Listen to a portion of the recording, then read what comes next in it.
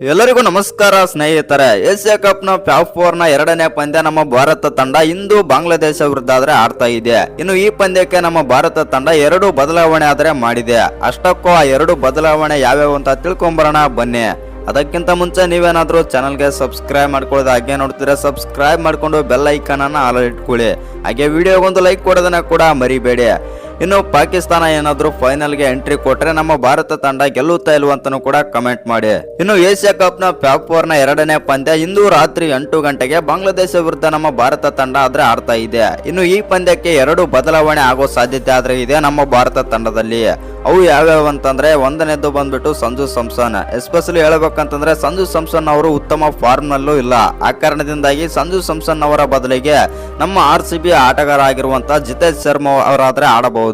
ಇನ್ನು ಎರಡನೇದ್ದು ಬಂದ್ಬಿಟ್ಟು ಬೂಮ್ರಾ ಅವರು ಫಿಟ್ನೆಸ್ ಆದ್ರೆ ಹೊಂದಿಲ್ಲ ಅಂತ ಇದೀಗ ಅಪ್ಡೇಟ್ ಆದ್ರೆ ಬರ್ತಾ ಇದೆ. ಆ ಕಾರಣದಿಂದಾಗಿ ಹರ್ಷದೀಪ್ ಸಿಂಗ್ ಅವರು ಆಡೋ ಸಾಧ್ಯತೆ ಆದ್ರೆ ಇದೆ. ಇನ್ನು ಬಾಂಗ್ಲಾದೇಶ ವಿರುದ್ಧ ನಮ್ಮ ಭಾರತ ತಂಡ ಏನಾದ್ರೂ ಗೆದ್ದರೆ ಡೈರೆಕ್ಟ್ ಆಗಿ ಫೈನಲ್ ಗಾದ್ರೆ ಹೋಗುತ್ತೆ. ಒಂದು ವೇಳೆ ನಮ್ಮ ಭಾರತ ತಂಡ ಫೈನಲ್ ಹೋಗಿ ಆ ಕಡೆಯಿಂದ ಪಾಕಿಸ್ತಾನನು ಕೂಡ ಫೈನಲ್ ಗೆ ಬಂದ್ರೆ ಇವೆರಡರಲ್ಲಿ ಯಾವ ತಂಡ ಗೆಲ್ಲುತ್ತೆ ಅಂತ ಕಮೆಂಟ್ ಮಾಡಿ. ಇನ್ನು ಈ ವಿಡಿಯೋಗೆ ಒಂದು ಲೈಕ್ ಕೊಟ್ಟು ನಮ್ಮ ಚಾನಲ್ ಅನ್ನ ಇನ್ನು ಯಾರು ಸಬ್ಸ್ಕ್ರೈಬ್ ಮಾಡ್ಕೊಂಡಿಲ್ಲ ಸಬ್ಸ್ಕ್ರೈಬ್ ಮಾಡ್ಕೊಂಡು ಬೆಲ್ ಐಕಾನ್ ಅನ್ನ ಆಲ್ ಇಟ್ಕೊಳ್ಳಿ.